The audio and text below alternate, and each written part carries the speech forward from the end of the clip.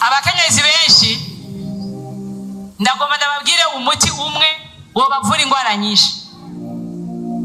Umuti umwe w'abakenyezi wo bavura ingwara nyinshi ndangiza nuguteka amazi. Uwo muntu ayiyubungeza mu mezi 3 niyo mezi ugomba kugira mu munezero ukihata naho bazi ibintu bimeze gute bikubabaza.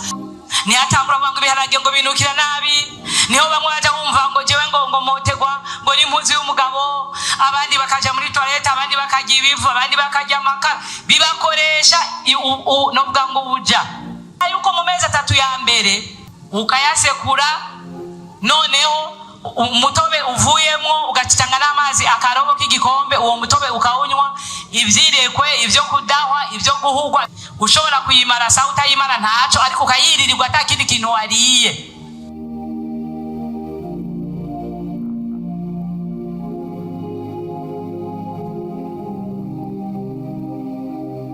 Amahoro y'Imana abane nawe mwese.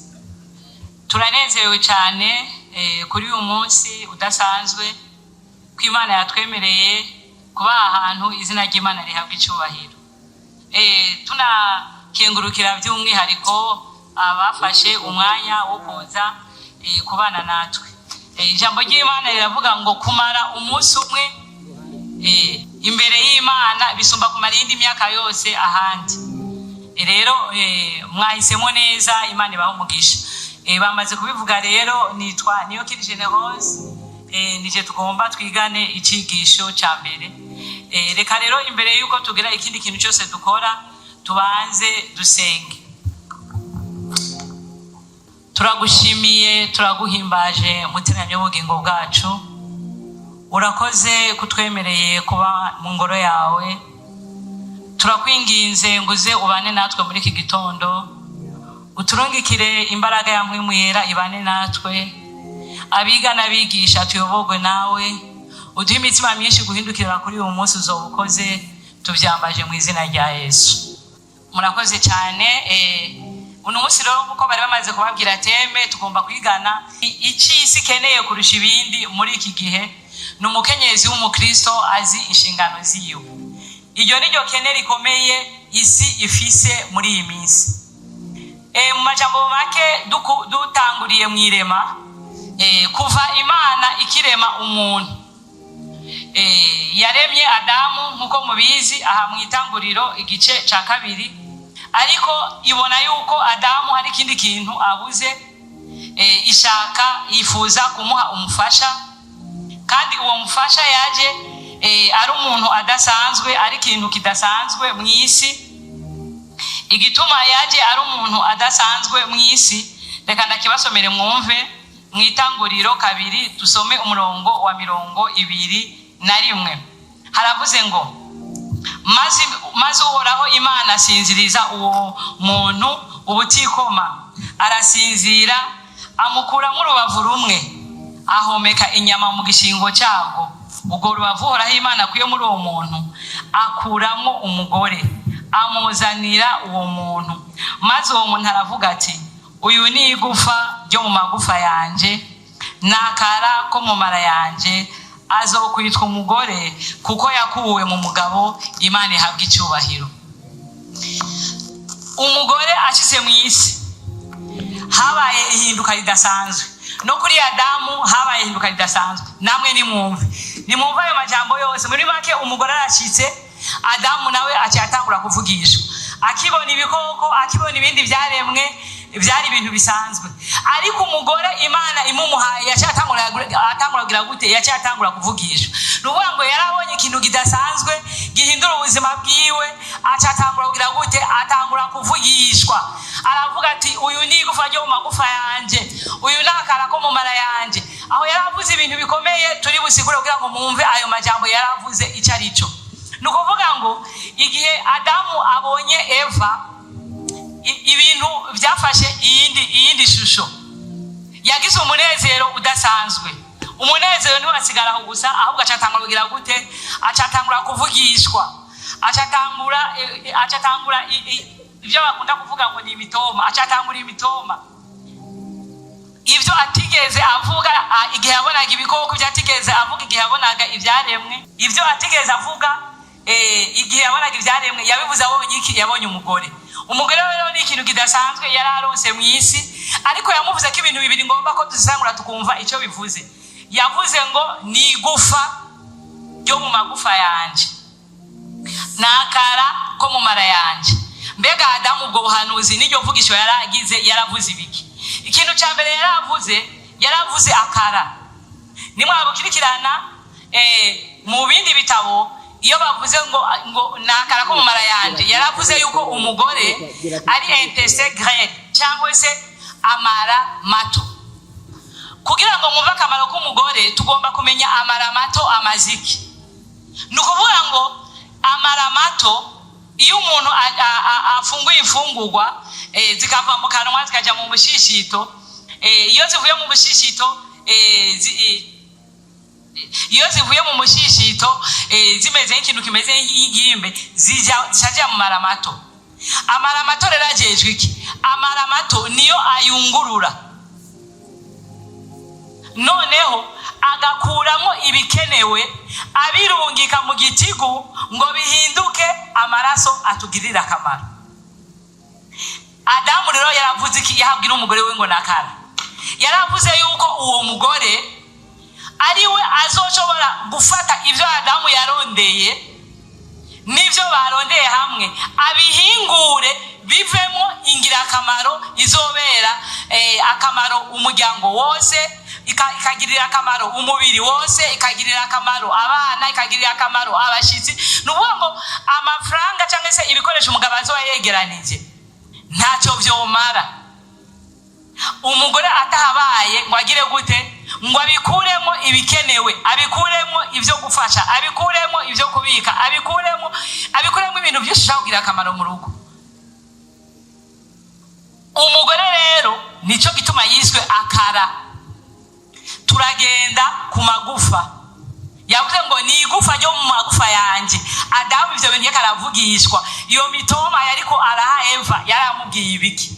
Igihe yamubwiraga ngo ni igufa ryo mu magufa yanjye, yaramubwiye yuko ubuzima budashoboka hatabayeho amagufa. Bimeze gute rero? Nuvuga ngo umusokoro uri mu igufa niwo ubeshaho inyama, iyo biti misoso niwo ubeshaho imitsi iri mu misoso. Nuvuga ngo uyu mubiri wacu, no muri Bibiliya barabivuze, nuvuga ngo uyu mubiri wacu nimwasoma muri Zaburi 139 hari amasomo zandababwira nirigwa ndasoma hama mukazoyisomera, murasangamo ijambo rivuga ngo urukanka rwanje ntiwaruhishwe. Nuvuga ngo yaravuze skeleton. Nukuvuga ngo rero aya magufa nkuko bababwiye umubiri wacu ugize n'amagufa 206. Aya magufa rero agize umubiri. Adamu yahaye Eva agaciro nk'akamagufa. Nuvuga ngo umubiri wacu ntiwo kwinyagambura, umubiri wacu nta kintu na kimwe wokora udafise iki? Udafise amagufa. Rero sindi buyavuge ko byinshi, ariko reka tuvuge dukenye gusa kubijanye n'amagufa kugira ngo umwumve. Ndasoma muri igitabo cy'imitekere itera ubuzima kugira ngo mwumve icyo umugore amaze tubimanuka ko mwanze kumva yuko yitiranijwe n'igufa, kugira ngo turabe n'akamaro k'amagufa. Turabiraba ku rupapuro rwa 74 74 muri iki gitabo. Mwumve icyo yaravuze. Nimugire ngo Adamu yapfuye kuvuga, ahubwo iyo mitoma yari ifise ikigomba gusigura. Ubundi amagufa n'amajana 203 ko nababwiye niyagize urukanka rwacu rw'umuntu, ari nayo izindi ngingo zose zubakiyeko. Nuvuga ngo izindi ngingo zose kugira ngo zubakwa ku magufa, kandi afise uruhara runini rwo kwikorera umubiri wose. Amagufa akingira ingingo zibeshaho ubuzima, akingira ubwonko, agakingira amahaha, agakingira umutima, agira uruhara mu kwiyagambura k'umubiri, kuko niyo ashoboza imitsi nayo nyene kwiyagambura amagufa, kandi niyo afasha mu kubika ibinure umubiri ukeneye n'imyunyu myimerere, naho umusokoro wo mu magufa niwo uvyara izo ngingo ngirafatizo hafi ya zose. Imana ihabwa icubahiro. Murumvise yuko amagufa ari ikintu gikomeye cyane. Mu yandi majambo, umubiri wacu ntiwo kwinyagambura, nta kintu twoterura, ntitwokunama, ntitwohina, ntitwohinura, ntitwogenda tudafise iki, tudafise amagufa. None Adamu mu mitoma hayo umugore wiwe amubwiye ngo nigufa ryo magufa yiwe. Murumva rero yuko umugore cyari ikintu kidasanzwe cinjiye mu isi, kandi saha honyene nimasoma no mwitanguriro 24 mugasanga igihe Isaka yagira ubukwe, murasanga yuko ku murongo 67 haravuze ngo Isaka yarongoye Rebeka umugore wiwe, ngo maze amumara umubabaro wa nyina wiwe. Nyina wa Isaka yari yarapfuye, amaze kurongora Rebeka, ngo amaze gushika muri urwo rugo, ngo Rebeka yamumaze umubabaro wa nyina. Murumva yuko uwo muntu yinjiye mu rugo, aje kubana n'uwo muntu, aje kuba ikintu kidasanzwe mu buzima bw'uwo mugabo. Rero umugore yo yinjiye mu isi, yo yinjiye mu rugo, yo yinjiye mu muryango, ariko ndavuga umugore mwiza, umugore w'umukristo, aba ari ikintu kidasanzwe kibonetse aho hantu. Yeyura umwiza akazana umucyo, yeyura umubabaro akazana umunezero, atanga ahuza abantu. Muri make turagenda tubivuga ko kimwe. Rero uyu muntu nubwo yaje ari ikintu kizanye umunezero, nubwo yaje ari ingirakamaro mu isi, nubwo yaje ari ingirakamaro kuva mwiremwa, ariko Satani yamugiriye ishari mu bintu byangwa munsi y'irizuba byangwa na Satani ni umugore. Umugore arangwa na Satani. Kugira ngo Satani yanka ibintu bibiri, ariko je ndavuga kimwe. Satani yanka ingano, Satani yanka umugore. Nivyo bintu bibiri yanka mu isi gusumba ibindi byose. Kubera iki? Azi yuko ingano cyangwa umugore ari byo bintu mu isi bishobora gukora ibitangaza iyo vyemeye bikayoborwa n'Imana. Nico gituma rero umugore iyo yemeye akaba umugore w'umukristo akayoborwa n'amahame y'Imana, uwo mugore akora ibidasanzwe mu isi. Ariko nubwo bimeze uko rero, Satani nawe yarabizi, kuko Satani muranzwe yahoze mu ijuru, yaranze agaciro k'umugore, yarazi ukuntu umugore akora ibintu bidasanzwe. Satani yabanje kugirira inzigo umugore kuva yinjira muri Edeni. Ntabwo yagiye kurondera Adamu, oya, yarazi ngo ninca ku mugore umugabo ndamushikira byoroshe. Muri make fise umugore mba fise umugabo. Nico gituma ubona yaciye kuri Eva, ntabwo yaciye kuri Adamu.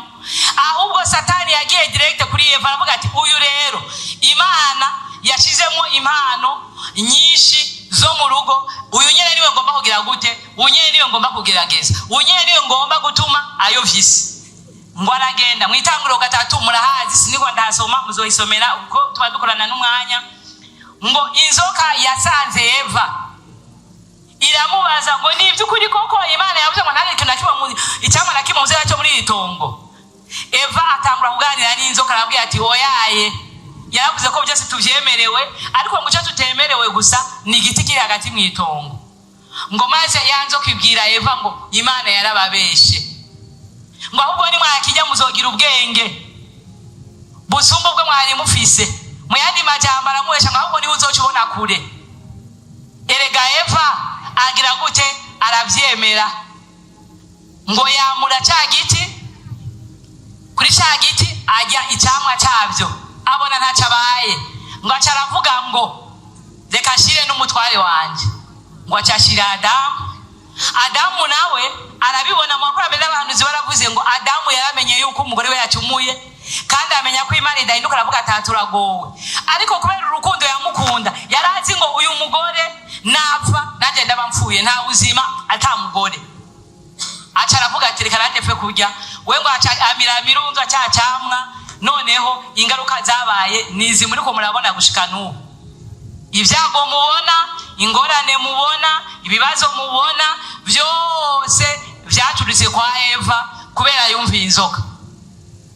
Nukuvuga ngo rero nubwo umugore Imana imukoresha ibyasanzwe, ariko iyo yemeye kubikoresha Satani akora byinshi bibi, aba umukozi wa Satani ukomeye igihe cyose atemeye kugandukira Imana. Ariko iyo yemeye kuyoboka Imana akora ibidasanzwe. Twebwe rero turiko turavuga ko ni umugore w'umukristo, umugore ashobora kugira akamaro isi rero mu bintu ikeneye, isi mu bintu inyotewe, ni umugore w'umukristo ariko azi inshingano ziwe.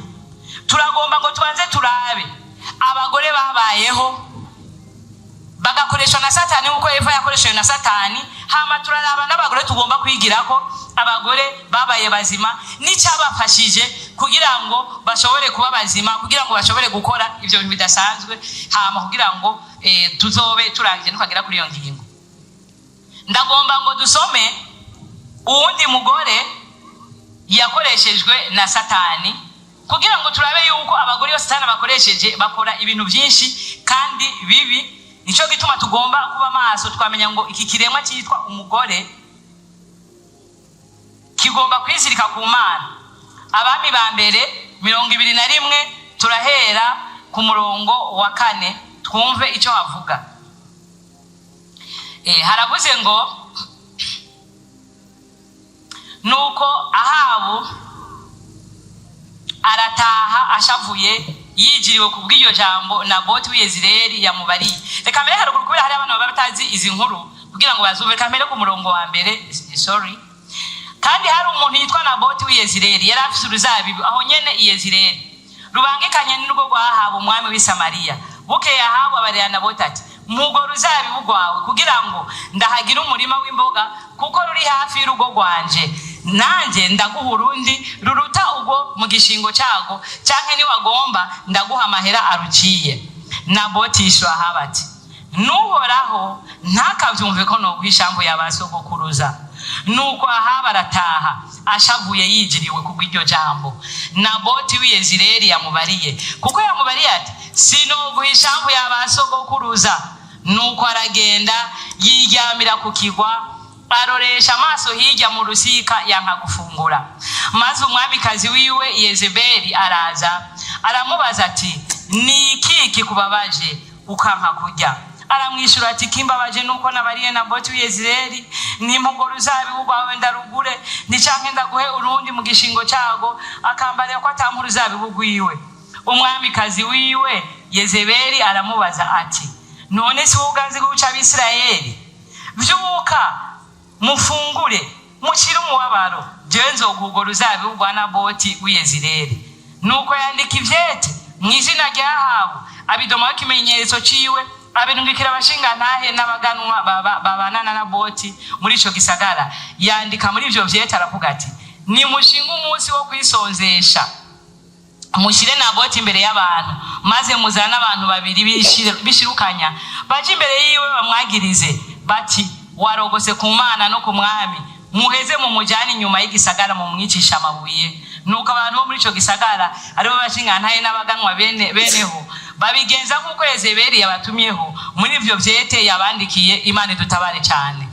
Namwe ni mwumva iryo bara, uwo mwamikazi, uwo mugore w'igishegabo, uwo mugore atubaha Imana ingene agiriye inama mbi umugabo wiwe. Umuntu yase gutanga ishamvu y'abasokuruza, kandi mu mategeko y'Abisirayeli niko byari biri, ishamvu y'abasokuruza ntiyagurishwa. Noneho yumvira Imana aravuga ati sinoyiguha, Imana nikavyumve. Ariko nimwumve uwo mugabo w'ikigogi, uwo mwami atagira ubwenge ashakuzwa nuko bamwimye ivyabo, kandi nta gicumuro yarakoze. Noneho ngo acaravuga ati acarataha, atashe ibaze nawe umwami yivumbura.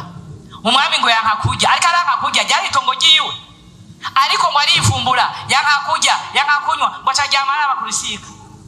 Umugore waramubaza ati ninde yagushavuje, nibiki vyabaye kudafungura? Ati yanyimye uruzabibu rwiwe Naboti. Ngo umugore aramubwira ati humura, ico kibazo kirakemutse, we nturi umwami, ico kibazo je ndo kigukorera. Yari umugore mubi w'umupagani atubaha Imana, umugore afatanya n'umugabo we yivumbuye, aho yo muhanuye ati none urashabuzwa n'iki kwitonga atari igiwawe, kandi ko atatongo tubuze, ko atabintu tubuze, ikintu kibabaje n'igiki, reka tunyungwe n'ibyo dufise. Umugore mubi agira inama mbi umugabo wiwe, aho yo muhanuye atahubwo reka tunyugwe n'ivyacu reha gushavura ngo twirire turacyafise amatongo naco tubuze, ahubwo akamuhanura kugira gute, kuja kugirira nabo umukozi w'Imana yemeye kuguma ku mahame y'Imana. Ngo aramubwira ngo ico kibazo nzogikemura. Kugikemura kwa kugira gute, nuko yagomba ngo kurondera abantu bishirukanya bagiriza abantu ibinyoma, ngo aragenda arondera abantu bishirukanya abwira abaganwa. Mwumve n'aba baganwa nabo nyene ingene bari barayovye badashobora kubaza igituma umuntu agomba yicwe, ngo abwira abaganwa abwira abatware ati nimurondera abantu bishirukanya. Ivyaha byatanguye kera, kubona hari abantu bemera kwagiriza umuntu ibinyoma, ibintu batabonye. Igihe Yahabu yavugana na Naboti ntibari bahari, ariko nimumve bakaza kwagiriza Naboti bamubeshera. Kubera iki? Bitewe n'umugore. Nimuraba namwe izingaruka zize gutegwa n'umugore. Umugore atubaha Imana, umugore w'umupagani, umugore atanga inama mbi, ngo araza ngo babikora uko nyene na nyabaganwa ntibabaza na nyabaganwa baba abantu bemera ivyo bandikiye batabajije. Maze ngo baragenda barondera abagabo bishirukanya, baraza bagiriza Naboti, bamwagiriza ibinyoma. Naboti aricwa azira ivyiwe, ariko ndashima Imana kwidaheranwa. Imana yaravuze ati muramwishi, aho amaraso yiwe atembeye niho namwe yanyazogira gute, nimbwa zorigatira yayo. Imana ihabwa icyubahiro. Imana iraduhorera n'igihe twaba turenganye, Imana irintervena. Nta muntu yari afise wo kumuvugira Naboti ko yarishwe n'umwami n'umwamikazi, ariko Imana idahabwa rushwa, Imana itagira igiturire, Imana udashobora kubesha yarahagaze ihagararira Naboti. Burya amaraso ya Naboti yarahowe. Imana ihabwa icyubahiro. Rero uyu mugore n'umugore mubi nkuko namwe muvyumvise, kandi kubera yarafise position yase position de confiance, yari ubuyobozi, yari ahantu ashobora guhora ibyo ashaka. Yakoze ibibi birashoboka, yagiriye nabo umuntu birashoboka, nubwo Imana yamwihoreye. Murumva yuko umugore yabaye mubi agira influence igera kure. Ni naco gituma umugore w'umukristo isi keneye agomba kuba anyuranye n'uyu, agomba kuba ari umugore atandukanye n'uyu. Sindi buvuge benshi, muzosoma n'abandi benshi, muzosoma uwitwa Zereshi muri Esther. Siri ngo ndahasoma, ahubwo ndabibabwira gusa. Nimwasoma muri Esther igice cya 5 umurongo wa 11 muzokumva uwundi mugore yitwa Zereshi, umugore mubi. Umugore nawe nyene yatanga impanuro nk'iza Yezebeli. Uyu yari umugore wa Hamani. Uyu mugore Hamani yaramubwiye ngo je ngo ndatunze, ngo nta kintu muze muzosoma muri Esther 5 sindi buhasome. Aramubwira umurongo wa 11, aramubwira ngo ntacyo mbuze, ngo ariko ikintu gusafise kimbabaje, ngo ni witwa Morodekayi. Murumva aba bagabo ko bakunda guhanuza abagore, ariko bagarura n'abagore bibigwari, abagore batazi Imana, abagore b'abapagani. Aramubwira ati kimbabaje kikaba kingi umutima, kikaba gituma ntasinziriye, nukubona Morodekayi atanyubaha, nukumubona hari ahantu. Kandi Morodekayi yicerera ku irembo, yari umuzamu ariko yubaha Imana. Ico bapfaga cyari igiki? Morodekayi yari yarase yuko atazokwigera amupfukamira, kuko Morodekayi yari yasobanukiwe neza yuko igipfukamirwa ari Imana. Yaramwubaha yego, ariko ntiyashobora kugira gute kumupfukamira, ko yasobanukiye neza yuko upfukamirwa ari iki, ari Imana. Maze ajya kugisha inama umugore witwa Zereshi, aramubwira ati ndababaye, nubwo ntunze, nubwo meze neza, ariko mfise agahinda kwa mbona Morodekayi hajya adashobora kumupfukamira abantu bose bamupfukamira. Umugore aho yamubwira ati kibazo ni igiki, rekana nawe. Ahubwo acaramubwira ngo wewe birashoboka, wewe n'ubutegetsi buse n'icyubahiro ufise, uwo n'umuntu muto nukurondera igiti ukamumanikako, nta mpamvu yo kugira stress, nta mpamvu yo kuhangayika. Mugabo wanje mwiza, umugabo w'ikigugu atubaha Imana w'umupagani, nawe aragira gute, aravyemera, akumva ko ishapurizo rero ko amanitse umuntu. Erega burya ntuyazagira umuntu akubesha, iyo ukoze ikibi kirakugaruka. Ukiri muri iyi si ikibi cyose uzokora kizokugaruka. Wa mugabo aravyemera, acatangura plan yo ko yazigiriwe n'umugore ingene yomarika Morodekayi, ariko byarangiye atamumanitse. Muzosoma aho nyene, ariko narasomye nate ndatwenga, ndavuga ati umugore nta n'ubwenge afise. Amaze kugera hariya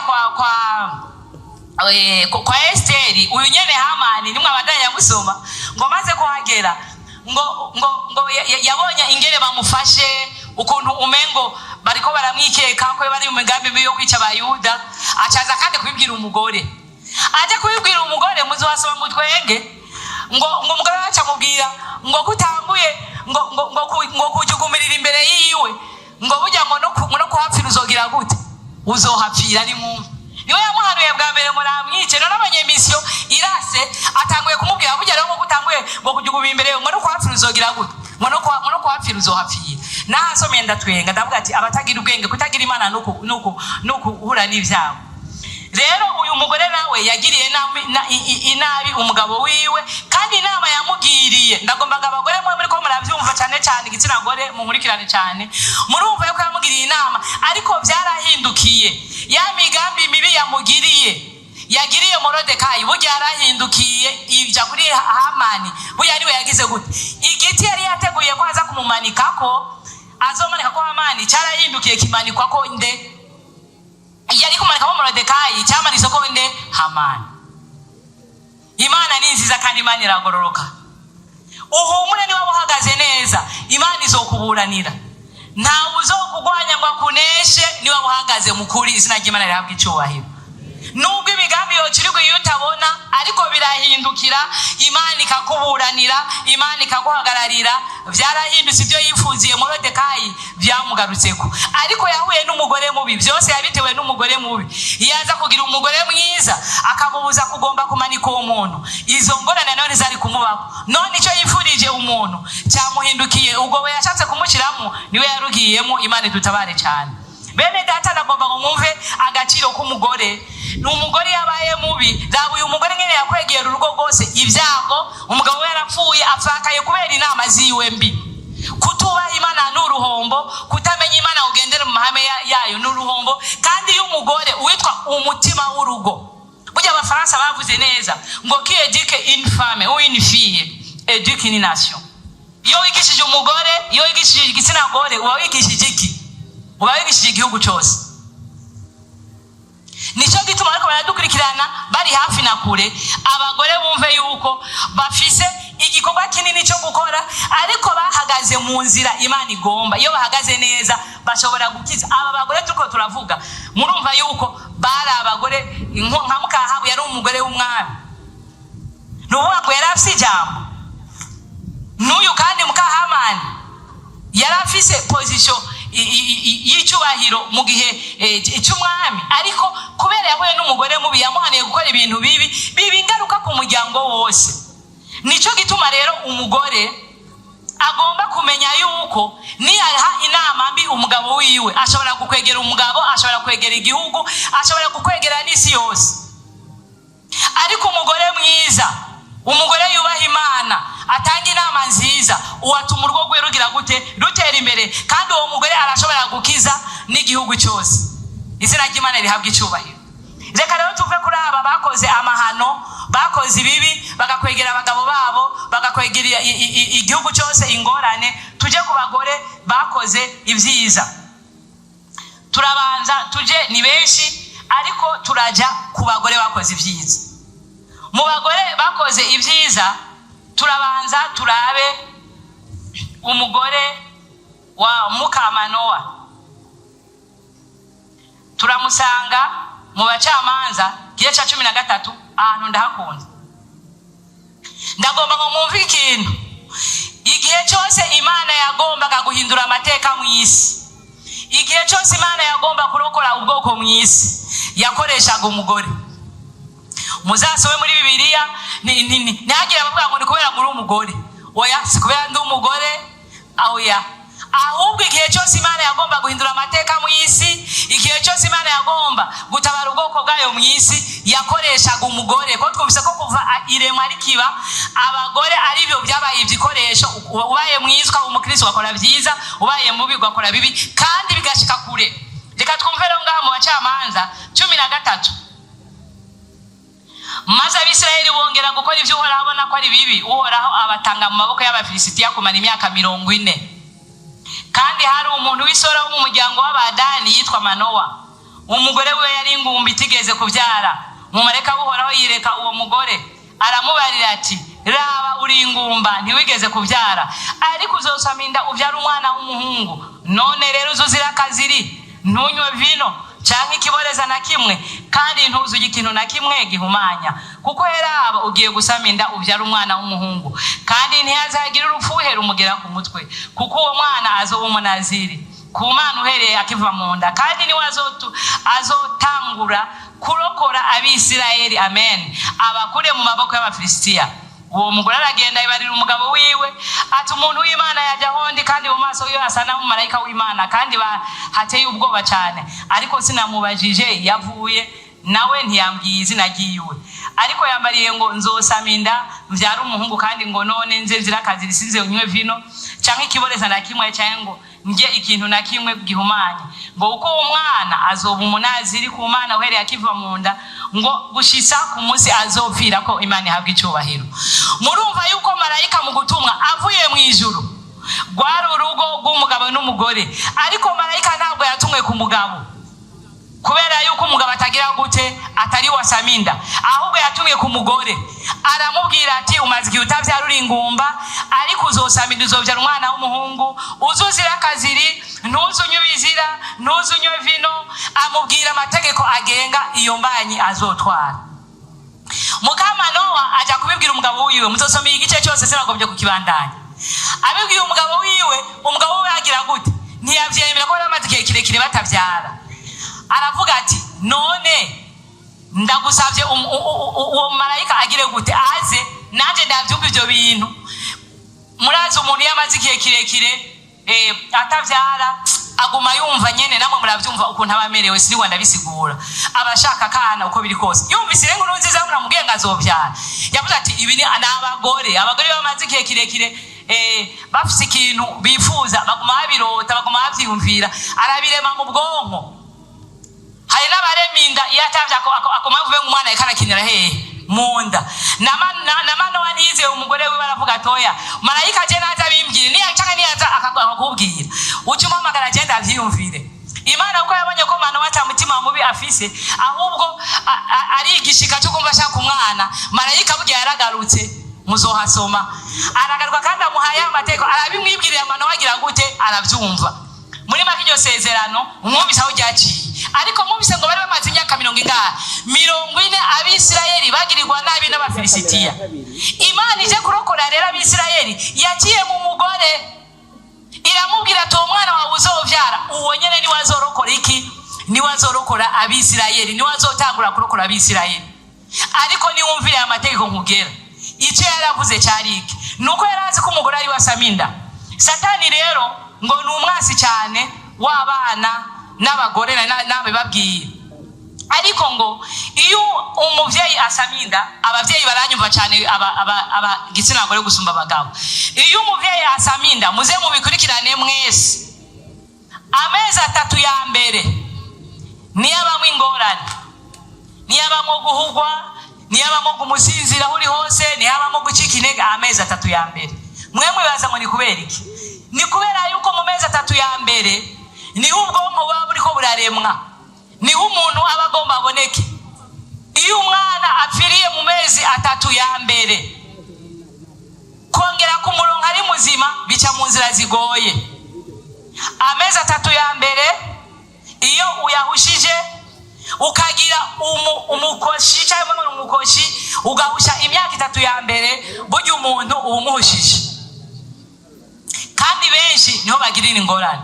Umugore yagisama ntiyatangura kudahwa, ntiyatangura ngo ibiharage ngo binukira nabi, niho bamwe baje bumva ngo jewe ngo motegwa ngo ni impuzu y'umugabo, abandi bakaja muri toilette, abandi bakajya ibivu, abandi bakajya amakara, bibakoresha novuga ngo ubuja. Abakenyezi baranyumva gusumba abandi bose. Hari ibintu utaka nawe ukumva birarenze, ukumva birenze n'ubwenge, ariko ni ivyo bintu by'amarekwe, ivyo bintu by'amarekwe, ivyo bintu byo guhugwa ni umugambi wa Satani, ntago ari umugambi w'Imana. benshi usanga bahugwa n'ibintu vyiza ngo yango je ngo vrema ngo ikintu mbaru bashaka gusa ngo maru bashaka gusa ngo agacupa ngo ka primus ngo gakanye. Umugabo nawe kubera kwishakira kana ati muri frigo zameze ihari bame wuzuza uko ushaka gakanye uzura kanye ariko arica bwa bwonko akana akavuga karaborewe akana kavuga katumva akana kavuga umengo nagasazi ari zanzoga wihereje. Ariko umugambi warindi Satani uko abonera kure agutera kwifuza ivyo Imana itagomba kugira ngo wice ubwonko bw'umwana. Satani aratwanka atwangira abacu nakwe tugomba dushobojwe n'Imana kumwanga tukanka n'ivyiyo. Amezi 3 ya mbere rero yo kuba wibungenze ni Imana ikoreramwe ibitangaza ni Imana yebera mu mwana. Ayo mezi 3 ya mbere niyo asabwa ko umukenyezi wese agomba gufungura ibinyantete agafungura ivyamwa. Muri ivyo vyamwa ntiyaburemo ipapayi, muri ivyo vyamwa ntiyaburemo ry'amatunda atukura, muri ivyo vyamwa ntiyaburemo amabungo. Ndiko ndanavura kugira ngo niza kugera hariya mu buvuzi bimwe bimwe nzo bandiko ndagenda ndabimara. Uwo muntu ayibungeza mu mezi 3 niyo mezi ugomba kugira mu munezero ukihata naho bazi ibintu bimeze gute bikubabaza ugomba kuvyirinda kuko ubutwaye ikintu cy'agaciro muri wewe. Ubuzi neza ngo umwana narokoka ya mezi 3 ya mbere nzoba mfise umwana muzima. Namwe muze mu birabe iyo amezi 3 aheze umengo ni igicube yuye nusubira kumva bimutahura ujya ukabijya ugasubira kugira ingufu bimwe byamareko bigahera kubera Satani abahijeje umurimo wiwe gikorwa cyo bagejeje. Rero bakenyezi mube maso ivyo bintu by'amarekwe ivyo bintu byo guhugwa tugomba kuvyivura. Ndagira ko ndanabivura nukurondera igitovu amababi 3 ukayasekura noneho umutobe uvuyemo ugacitanga n'amazi akarobo k'igikombe uwo mutobe ukawunywa ivyirekwe ivyo kudahwa ivyo guhugwa biba biheze. Ubundi cyo gitovu nukurondera inanasi ukayiririrwa inanasi ukayikata yose ushobora kuyimara sa utayimara ntaco ariko ukayiririrwa atakindi kintu wariye. Ivyo bigira gute? Bituma bya bintu by'amarekwe bya bintu byo guhugwa bya bintu byo kudahwa byose bigira gute? Bihagarara. Murumva yuko ngiriye ko navura. Rero uyu mukenyezi hari ibintu byinshi akoze nkuko mwavyumvise. Uyu mukenyezi tumaze gusoma yarabikurikije umwana avuka agwanira Abisirayeli. Rero tugomba turabe uwundi mukenyezi kubera umwanya nawo uriruka. Turaraba umukenyezi ari mu Baheburayo 11 muzohasoma umurongo wa 23. Uyu ni umukenyezi yitwa Yokebedi 11 umurongo wa 23. Uyu mukenyezi Yokebedi niwe nyina wa Mose, umukenyezi w'intwari kazi cyane.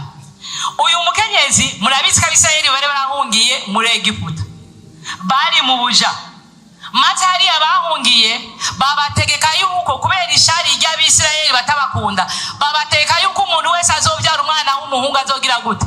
Ababyaza bakirizi baze bamwice. Ariko yuko niba byara umukobwa nta ngorane. Uyu Yokebedi mama wa Mose yumva iryo tegeko mu mutima wiwe afata decision yuko umwana wiwe niramuka amuvyaye atazogira gute? Atazomwica kandi katamunazo mumuvyaza ahubwo azokorwa bishoka gusagira gute? Akivyaza kandi akabaho. Kandi Imana yaramwumvise. Uyu mudamu yari umudamu w'abanyamasengesho. Uyu mudamu yari umudamu yizirika ku masezerano y'Imana. Bwa mbere yarazi yuko aba bana barengana. Kabiri yarazi yuko kubaho k'umuntu kuva ku Mana. Gatatu yarazi yuko ubwoko bw'Isirayeli ari ubwoko Imana yabwiye ngo muzo umutwe ntibuzobiki umurizo. Amaze kubyara umwana wiwe mwumva uyu mugore ibintu yakoresheje. Bwa mbere ingingo uyu mugore yafashe yari yuko umwana wiwe azobaho. Kandi nawe ntiyarazi ko azobyara Mose. Oya yarazi gusa ati je nkabyara umwana w'umuhungu nta munazo umunyikira ko je nzomubyara nzomwibyaza umwana wanje azobaho.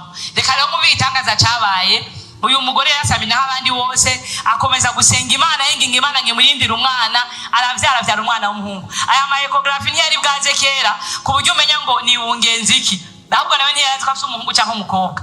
None hamaze gusaba iyo nda abyaye uwo mwana asangana umwana w'umuhungu, niwe yamwivyaje, ntiyagiye kurondera abakirizi kuko yari azi ko abakirizi baca bamwica, acara muvyara. Uwo mudamu namwe ni murabe umudamu ahejeye kuvyara acafata akazi ko kugira gute, akazi ko gushona, ngo amushonera akantu novuga kaja kumera nk'akadenga mugabo amazi akatari pebi akadashobora kwinjiza amazi, ngo aragashona neza agahejeje ashiramo uwo mwana wewe. Urumva ko umudamu yakoze ibintu by'ubutwari. Noneho ngo amaze gushiramo uwo mwana wiwe akaza agenda kumunyigeza hehe mu mazi, namwe ni mwibaza akantu kakadenga kugashira mu mazi. Nubwo ko yari umugore azi ubwenge cyane, yashonye ku buryo avuga ati umwana wanje uruyinja amazi ntazomushikira, uyu mwana wanje azobamwo, nzanagenda ndamutora ndamwonsa subira ndamusubizayo kugira ndumve ko navyaye umwana. Honyene muraza ba mama beje kuvyara kenshi baramenyekana, ariko wewe yabaye intwari kazi acarashona muri maka capanga bra aravuga ati umwana wanje azobaho, sinomubesha ngaha hanyi boja kundega cyane ko ndi n'impunzi bakavuga ati hari umwisirayeli kazi asha umwana w'umuhungu, ariko yaramunyegeje akaza mushira mu ruzi ni umwana yabaye akamwosa akamubika. Ariko ni murabe namwe ukuntu Imana yamugiriye neza, kube Imana yafatiye ku butwari kazi yagize. Amaze kumubika abwira Miriyamu ngo azaragenda kugira gute kumumucungira, maze umunsi umukobwa wa Farao aje koga acarabona ukadenga. Umugambi w'Imana ucaho umuntu wese ataziga, n'ukuntu yagiye kuraba ako kadenga ni Imana yamukatishije murabisha ukadenga, acaragenda arakaraba abona mugwana ruko rurakina ugwana rwiza rubyibushe, yumva narukunze aca aramutwara. Abaza ati none ko genda umukobwa nkaba ntafite amaberebere ndabigenza gute? Imana rero nigitangaza narayikunze, aca asaba nyene Miriyamu, kumbe ni mukuru we, kumuronderera uwogira gute uwo mumwongereza. Miriyamu aca avuga ati uwo kongereza arahari, ikaje kumukuronderera. Kumbe agiye kurondera nde? Imana ihabwa icyubahiro, Imana igira neza. Umugambi w'Imana ni munini kuri twebwe, nukuri kubaho kwacu n'umugambi w'Imana. Iyo ntekereje ubuzima bwa Mose nemera ko kubaho kwacu ari umugambi w'Imana. Aho waciye hose, uburyo bwose wavutsemo, ingorane zose waciyemo, humura Imana igufise ku mugambi kandi izokugirira neza. Namwe ni murabo kugira neza ku Imana kuri Mose. Noneho Miriyamu ngaca ariruka abwira mama wiwe ati turonse umuntu ashaka yuko umwongereza umwana, rero cyumwonsa acamubwira ngo acaramujana amwereka umukobwa wa Farao yari umwana w'umwami, acamubwira ati genda umunyongereze ibikenewe byose nzobitanga, amen. Ariko arabwira nyina ati kandi je nzoguhemba kuko baba munyongereje, izina ry'Imana rihabwa icyubahiro. Imana yacu ni nziza, Imana yacu iragororoka. Humura ibyo ucamo byose, Imana irakuzirikana kandi gufitiye umugambi. Bisaba gusa yuko uhagarara neza mu Mana, niyo kode yonyene. None uwo mudamu urumva umunezero yaragize, bimwe byo kujya kumwosa agenda kwinyegeza, bimwe byo kuba abaye mu ruzi, bimwe by'uko Miriyamu ahagarika akazi kose akamamucunga. Umva kandi akazi kadasanzwe, urwo rwose rwagize uruhagarara. Miriyamu yategeza kwamba ku ruzi, nyina nawe akamuhagarisa umutima, ariko raba Imana yamumuhaye ngo namurere, niyamara no kumurera ngo baramuhemba, izina ry'Imana rihabwa icyubahiro. Aramurera, yamureze igihe gito, yamureze imyaka 12 gusa, ariko nagomba ngo mumve ibintu yamureresheje. Uyu mwana ngo yamureresheje ibintu bikomeye mu byumve bavyeyi. Yamureresheje gukunda ukuri. Yaramubwiye ati mwana wanje uzukunda ijambo ry'Imana, niryo tara nicyo kizokuyobora. Umwana w'imyaka 12 aramurera zingo ndako ndamurera nyuma y'imyaka 12 bazomutwara, ariko ndaza kumushiramwe ibintu bitazomuvamo. Yamuresheje gukunda ukuri. Icya kabiri ngo yamuresheje kugororoka. Aramubwira uzugororoke, uzoba umuntu agororoka, uzoba umuntu atakimanza zibereye, ntazagira umuntu ryamira, nuzuba umuhemu umwana wanje. Icya gatatu ngo yamubwiye ngo ntuze wigere usenga ibigirwamana. hari imana mwijuru isengwa, niyo yakurinze, niyo yakuzigamye, niyo yatuzigamye nubwo turi mu bunyage. Nuzura habi buryo cyangwa ibumoso uze wumvira imana, ntudusenga ibigirwamana. Iryo teko bare twigishe ryo sinzarigarukako. Icyakane yamureresheje cyanyuma aramubwira ngo ikibazo cyose uzoburimo uzusenga imana izokumva. Ushobora kubaho ntari, ushobora kugira mu bibazo nazo bandi kumwe nawe kibondo, ariko imana ntihemuka. Imana uzayibwira ibyawe izagutabara, izokuburanira, izobana nawe. Amakene yawe yose uzoyabwira imana. Ayo majambo niyo yamubwiye, ibintu bine niyo yamureresheje. Kandi uwo mwana sisigura byinshi kuri we. Murazi ko yabaye umwana agize gute? Umwana udasanzwe. Umwana yakuye Isirayeli muri Egiputa akayiyobora. Umugabo atigeze acumura, yacumuye rimwe. Iri rimwe naryo nyene yarisabiye imbabazi, imana imugirira neza. Nikibigaragaza muzosoma muri Mateyo 26. Yesu ari Getsemane, Mose yamusanze. Ruwango nubwo yapfuye, imana akaba ariyo, imana niyo yamwishe, kandi imana niyo yamuhambye. Irasubira kandi iramuzura imujana mu ijuru. Mwarumvise yuko mu gihe Yesu yari Getsemane, Mose yarabonetse. Nuvuga ngo imana yarabonye yuko uyu muntu yagoro. Namwe nimwibaze kuba ukiri muto ukarinda usaza ugacumura rimwe, uwo muntu sintwari. Ariko yabikuye ku majambo ane nyina yamubwiye, kandi ayo majambo yamubereye ikintu kizomuyobora ubuzima bwiwe bwose. Ico rero ngomba kukibabwirira iki. Ico ni kigaragaza ukuntu iyo umukenyezi ahagaze neza mu nshingano ziyo. Umukenyezi ashobora kutagwana, ashobora kutaba umuntu akomeye, ariko akarera abantu bazoba intwari muri Isirayeli. Akarera abantu bazohagararira ivy'Imana, akarera abantu bazohagararira igihugu, akarera abantu bazobingira akamaro. Iyo umukenyezi yemeye kumvira Imana akayoborwa n'Imana. Turanyaruka bivanye n'umwanya. Umukenyezi rero ni kiremwa kidasanzwe, ni kiremwa gitangaje. Reka tuvyumve hano mu gitabo barabivuze.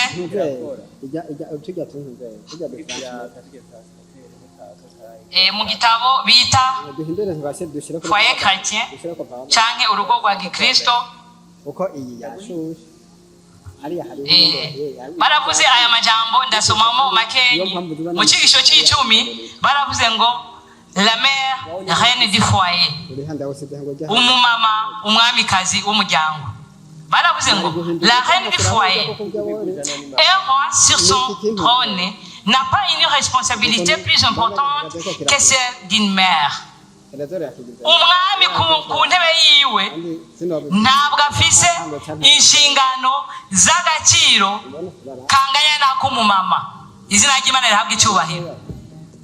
Urumva ko iri jambo ari ryo kuremesha abakenyezi. N'umwami ku ntebe yiwe ntabwo afise inshingano z'agaciro gasomba ak'umumama. Elle est la reine de la maison, niwe mwamikazi w'urugo. Elle détient le pouvoir de modeler le caractère de ses enfants.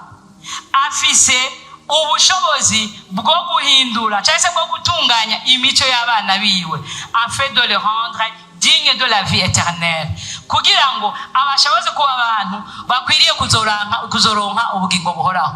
Umukenyezi ntabwo novuga ngo abafaransa babishe ngo les femmes ce sont des créatrices. Ruwango abagore n'abaremyi ba kabiri. Inyuma y'Imana hakurikira umugore. Iyo umugore ariko yubaha Imana niyo tuko turavuga. Inyuma y'Imana hakurikira umugore mu kurema. Umugore niwe arema imico, niwe afasona, niwe modera, niwe atunganya imico y'abana biwe. Ntayitunganya kugira ngo bazobe muri iyi si gusa, ahubwo ayitunganya meme pour l'éternité, kugira ngo no mu gihe kizoza cy'ubuzima buhoraho baze bagira imico myiza. Twabonye nyina wa Mose ukuntu yamutunganije. Murabona ivyo Mose yakoze mu isi. Nuno Mose abantu baracamuririmba, arazwi mu ndirimbo, aravugwa mu bitabo, aravugwa ko yabaye intwari mu isi, ko ari we wa mbere yaciye mu kiyaga igitukura akahacisha Isirayeli n'amaguru, kuko yumviye nyina, akumvira ijambo ry'Imana, impanuro nyina yamubwiye akazigenderamo. Nonga baravuze ngo rero n'umwami ku ntebe yiwe ntabwo afise inshingano zifise agaciro nk'iz'umugore. None baravuze ngo qu'elle prenne seulement conscience de l'importance de sa tâche. niyumvishe rero mu bwenge bwiwe agaciro k'igikorwa ciwe n'inshingano yiwe. Et cela lui donnera du courage. Ivyo bizomutera umwete. Imana ihabwa icubahiro. Niyumva agaciro afise umukenyezi bizomutera umwete kumenya neza yuko arema. Muri iyi si nta wundi muntu arema n'umugore. Umugore ashobora gufungura nabi muko tugiye kuvyiga mu mezi 3 ya mbere akica umwana wiwe. Umugore ashobora gufungura neza akagira gute agakiza urugo rwiwe. N'abagore benshi cyane bagiye bakiza ingo zabo iyo babaga bahagaze bagororotse, iyo babaga bahagaze bumvira Imana, bagiye bakiza ingo zabo. Ariko abagore b'ibigabo ngo twabasomye ba mbere bagiye bagira gute bagiye bisamburira ko bonyine nkuko mu migani habivuga. Sindi bavuge bose rero, ndavuga inshingano zabo rero, kuko bafite inshingano nyinshi. Iya mbere mwayumvise niyo kurema imico. Kurema imico ntabwo ari ikintu cyoroshe, kurema imico ntabwo ari ikintu gisanzwe. Kugira ngo uvuge ngo uyu mwana azoba umugabo, azogira icyavamo, we azoba umugore, azogirira akamaro igihugu, azogirira akamaro umuryango wiwe, nuko haba hari ibindi bintu wagize gute wamuremyemo. Umugore rero inshingano yo ya mbere mu isi niyo kurema imico. Iyo mico rero agomba kwiremesha iki? Kugira ngo ureme imico Imana igomba, bwa mbere ugomba kuremesha imico icyitegererezo. Umugore wese kugira ngo areme imico neza y'abana agomba kugira icyitegererezo cyiza. Mu Bacamanza igice cy'indwi haravuga ngo Gideyoni yabwiye abayarayo, aravuga ngo nimundabireko iko nkora ariko mukora. Gideyoni yatanze icyitegererezo cyiza kugira ngo bamwigane. N'abakenyezi ukugomba ko umwana wawe aba ba uko nyene. Niba agomba ko umwana waba mwiza, we banze ube mwiza. Niba agomba ko umwana wawe azotanga, zuratanga. Niba agomba ko umwana wawe azokora, zurakora. Ariko niba umunebwe uwo mwana ntazokora. Cyane yuko ngo abamama iyo babaye abanebwe mu bajya amezi 3 ya mbere abana bavyara n'undi baba banebwe. Hari abamama batwarinduka kugira ngo bayabamikazi akumana kinasura guhereza amaboko akumana niyo kunama niyo kora agacaza araryama gusa yigora aratuma. Ivyo bituma umwana uzovyara nawe azoba umunebwe.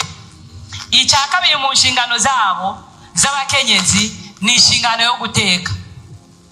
Inshingano yo guteka rero kenshi muri aba bantu basimutse bayiha abakozi. Abakenyezi yumva toja mu gikoni kandi nyene yojayo gute. Hari abakenyezi usanga bafite inzara zigera nk'ini siza amarangi mujya mubibona basi amaperani. Uwo muntu kumubwira ngo aje gutora amakara, uwo muntu kumubwira ngo ateruye isafuriya, niwumva ko buriko ari kibazo umuzaniye. Ariko itegeko ry'Imana nuko umutware agaburirwa n'umukenyezi wiwe. Umukenyezi mwiza mu imigani ndagerageza kunyarutsa. Imigani turaraba 31 twumve icyo avuga ko uyu mukenyezi. 31 turahera ku murongo wa 30 twumve ingene havuga. Haravuze ngo akazuru gusa karahendana n'ubwiza bwo kurukoba ntacyo bumaze, ariko umugore yubaho ruharaho niwashimwa. Aragahabwa iva amaboko yiwe kandi ibikorwa vyiwe nibimushire hejuru aho bakoraniye mu ikombe ry'igisagara. Reka twumve rero kubijanye no guteka uyu mukenyezi ukuntu abigenza. Haravuze ngo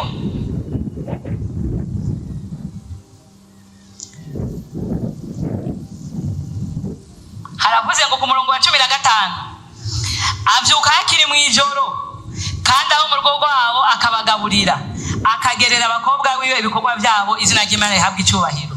Uyu mukenyezi w'umukristo twumvise ngavyuka hakiri kare, yamara kuvyuka hakiri kare akagaburira abahehe abo mu rugo rwiwe, akabona akabapangira ibikorwa. Mbega abagore ba kino gihe niko bakora? Bavyuka hakiri kare bakagaburira abo muryango mu bintu bigomba kugororwa, mu bintu biri mu mwiza, ni ibintu byo gufungura imfungurwa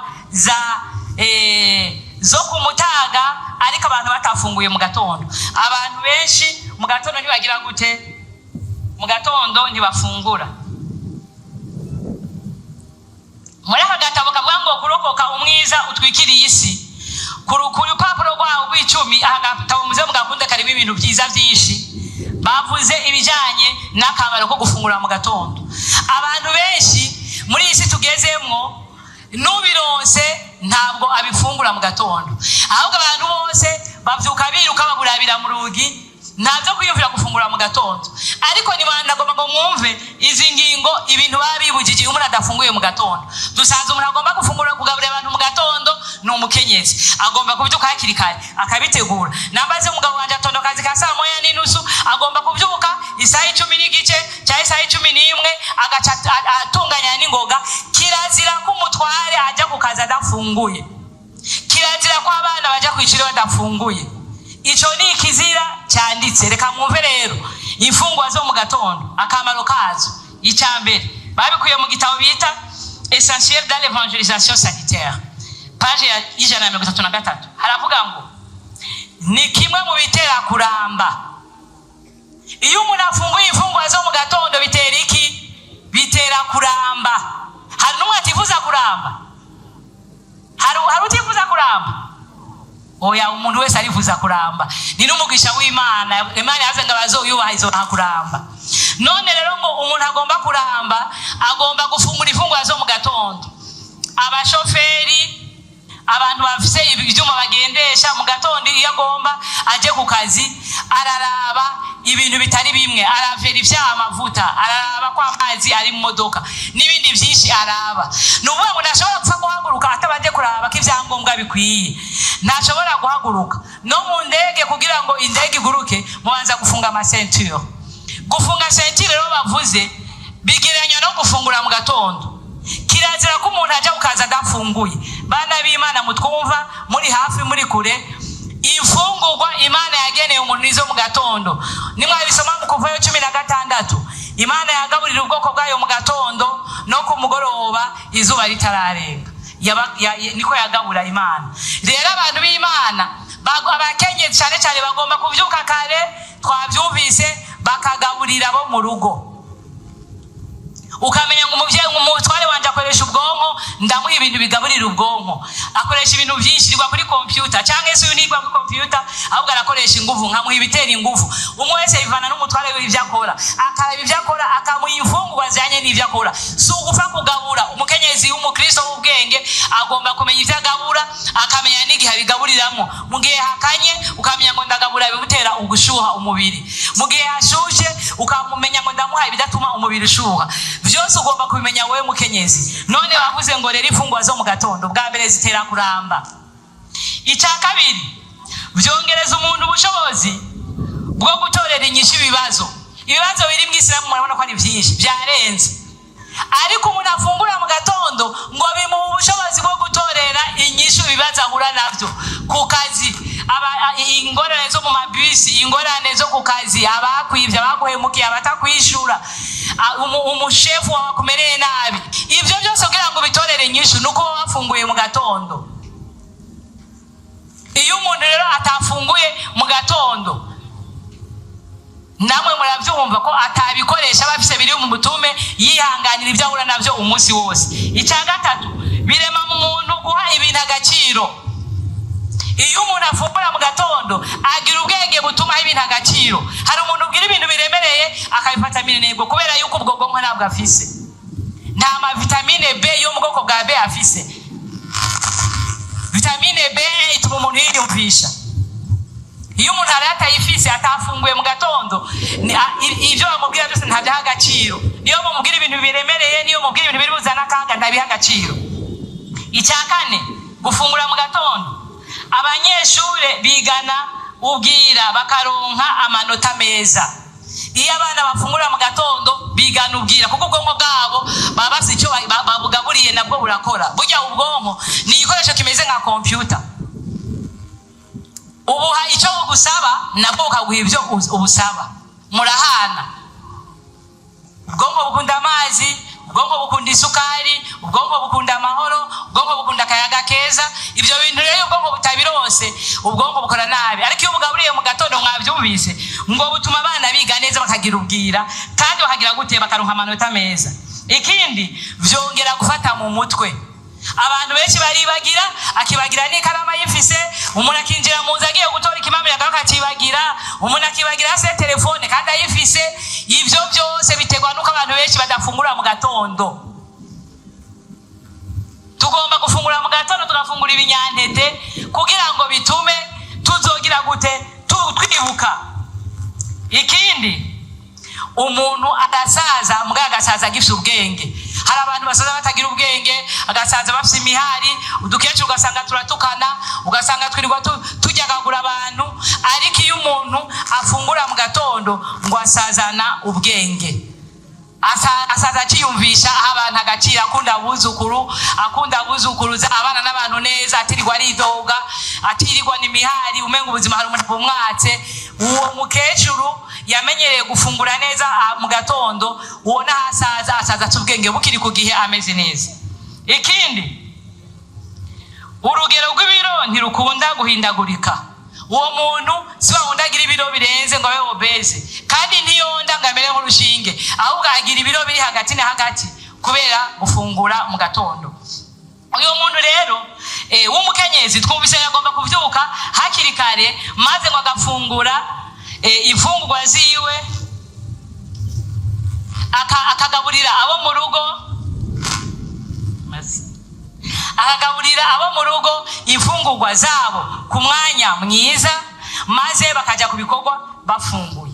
Ndibaza yuko abantu bakora dukwirikirana hafi na kure bagiye gufata ingingo yo guhindura ukuntu bagaburira imiryango yabo, kuko n'ukuri nuramutse agabuye ngo yakoze igitangaza, nagacayi, nagakate, nagatumbura n'utuntu duke. Ariko ibitabo biravuga ngo mu gatondo umuntu agomba kujya nk'umwami, ku mugoroba umuntu agomba kujya nk'umukene.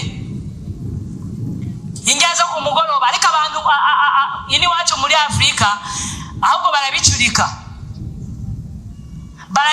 ugasanga ku mugoroba rero ingezo atari canke saa sita, ingezo atariye mu gatondo agaca yitere ku bugari bugera hano, imboga ngizo, amaji, ibintu byose atariye akabizana, ubucuritse. Ivyo byose wari gufungura saa sita cyangwa ku mugoroba bizane mu gatondo, ku mugoroba ufungure nk'umukene, kwa ku mugoroba ubugiye kuruhuka, nta nguvu nyinshi ubukeneye kuruhuka. Bisaba kurya imfungurwa zitarimwe amavuta, imfungurwa zoroshe, nizo mfungurwa zo ku mugoroba. Apana gupakira ku mugoroba kandi ugiye kuryama. Babitubwiye ejo, niyo usanga umuntu arararota akavuga ngo yeretswe, kumba ari indya yazaye mu mushishiro. Nico gituma rero tugomba kumenya ingene dufungura. Uwo ni wa mukenyezi. Ndanyarusa kubera iminota iriko iranyaruka. Baravuze ngo umukenyezi kindi kintu ajejwe nukoza ibintu, nukumesura, nukuvura. Izo nizo nshingano z'umukenyezi. Umukenyezi agomba kumenya neza yuko ivyo bintu atamuntu ashobora kubimusimburako. Abakenyezi tango barateye imbere, abimana igiriye ubuntu, ayuzuza abakozi inzu, ugasanga we nta kintu na kimwe yumva yo gukora. Hari n'abagera ku kintu giteye isoni, ugasanga umukozi ni wa musasira igitanda, umukozi ni wa koropa mu cyumba. Umukenyezi w'umukristo ivyo ntibikwiye kumubako. N'abariko baradukurikirana hafi na kure, nta muntu akwiye gukorera icyumba. Icyumba ni ugomba kucikorera. Impuzu zawe z'umutware ni ugomba kuzimesura. Nta mpuzu y'indani umuntu akwiye kumesura atari umukenyezi akwiye kuzimesura. Ariko ibara ryaraguye muri iyi minsi ya nyuma, abakozi aho baziye, umuntu abwira ngo koropa mu cyumba, mbega washashe, wazi ibintu ku meza, so buje yaje, genda mu mwakire we yicaye. Ivyo ntibibaho ku mugore w'umukristo. Birababaje kubona umugabo ava gusuma akakigwa n'umukozi, akakigwa n'abana, umugore yicaye kuri televiziyo. Kuva na kera narindi umukenyezi niwe yakira umutware w'ubwa mbere, kereka igihe yafatiriwe adahari. Ariko abakenyezi bubu ivyo umwambaro barawikwe babohana abakozi. Ivyo ntibikwiye kuba ku mukenyezi w'umukristo. Rero twasanze uyu mukenyezi izo nshingano azifise. Ikindi agomba kwitaho twabyumvise ni ukugira isuku. Kuva na kera mu Bisirayeli gusubira mu byagize bari barabwiwe neza yuko bagomba kugira isuku aho bashagaje. Nta hantu umuntu ashagaje hakwiye kuba umwanda, ugasanga amapapesi yuzuye ngaho, ugasanga ivyahi ku bantu badakoresha amapapesi, ugasanga ivyahi munsi y'igitanda, ivyahi ku meza, ikiyiko hariya, ifurisheti hariya, ugahura n'umwuko. Ivyo bintu ntibibaho mu bakristo. Ahubwo kuva na kera Imana ikunda isuku, kandi ikunda ko abantu bayikorera basukuye, kuva ku myambarire, ku mibiri yabo, no mu bikoresho bakoresha. Abantu benshi bagenda iwabo ugasanga muri saro hasa neza, ariko mu vyumba, musi y'imeza, musi y'ibitanda, ugasanga ntibaharaba, kandi hajeje umukenyezi. Nico gituma dusabwa kugira isuku risukuye. Abantu b'Imana bakorera Imana, umugore w'umukristo agomba kuba ari umunyesuku, agomba kuvyuka akiyuhagira ahejeje gutegura ivyo mu gatondo, kandi avuye mu bikorwa agasubira akiyuhagira. Nta mukenyezi akwiye kubaho atoga izo ncuro ndababwiye. Nta mukenyezi akwiye kubaho adahinduranya impuzu zo munsi. Hari abantu usanga bambaye ibibutura, hari abantu usanga bambaye ikora, ugasanga ntihindurwa. Uwo mwanda Imana niyo ukorera ko, ntabwo ushobora kuronka muhemu yera ari umunyamwanda. Tugomba kugira isuku aho tubaye, tugomba kugira isuku ku mibiri yacu, tugomba kugira isuku no mu bikoresho. Kuri ivyo by'ibikoresho, kubera ko akanyari gato sindi gusoma ibitabo byinshi, baravuze ngo ivyombo bigomba kozwa mu gatondo, kandi ivyombo bikozwa ku mugoroba. Nta vyombo bigomba kozwa ku mutaga, ariko abantu benshi ndazi ko bavyora ku mutaga. Kubera yuko mu gatondo uzindutse hakiri kare, ivumbi ntabwo riba riraba ryinshi ngo rishobore kubitumukira.